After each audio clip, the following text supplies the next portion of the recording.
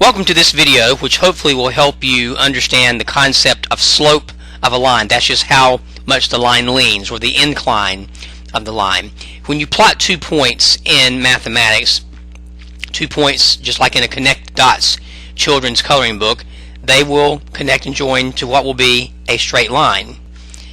And I apologize at this recording. I've got a little bit of a clogged throat, so hopefully this will not annoy you. I'll try not to clear my throat during the explanation here.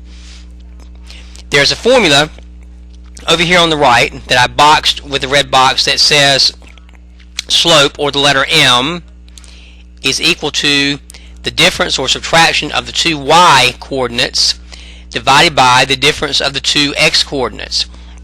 A couple of things that might help you out in case you have a tendency to get your signs mixed up in doing adding and subtracting is as follows. If the line leans to the right, you have a positive answer for your slope. If the line leans to the left when you plot it, you should have a negative answer to the slope. If the line is level, you have a 0 value for the slope. And if the line is completely vertical, you'll have a 0 in the denominator, and they call that either infinity or an undefined slope. Having done that, let's look at some exercises together, and I'll move down here. And here's an example right here. I'm going to erase what was already on the screen so that you'll get to see this from scratch. Now what I did initially right here, you've seen the answer ahead of time, is I've got two pairs of numbers. I have -4, 3. Now the first one, of course, is the x value. The second one is the y value. I'm going to plot that point over here by going over 4 positions to the left, -4, and then from that location up 3. Now that pair of values does 1 point, not 2 points. This pair of values has an x of 2 and a y of 5. If you go over from the center, from the intersection of the two x and y axes, and you go over 2 to the right, and from that position go up 5, you will have that point plotted. So here's the 2, 5 right here, and here's the -4, 3 right here. If I join these two lines, and this is only a sketch, and I apologize for not being perfect, the line leans to the right, so the slope should be a positive slope. So our answer should be positive. Now when we look at the formula for slope, where we subtract the y values, y sub 2 minus y sub 1, and then subtract the x values, x sub 2 minus x sub 1, we have to decide which values are the first and second x's. Now you have to be consistent. That is the key factor in doing this operation. For example, if I take the 2 and make that the second x, I automatically must make the y, 5, the second value also. I can't make the 2 the second x value and then flip over here on the other pair and make the y the second y value. I can't flip back and forth. I've got to make the pairs consistent. So again, in this case, if I make the x the first value and this, then I have to make the same y in that ordered pair the first value. I have to be consistent with it.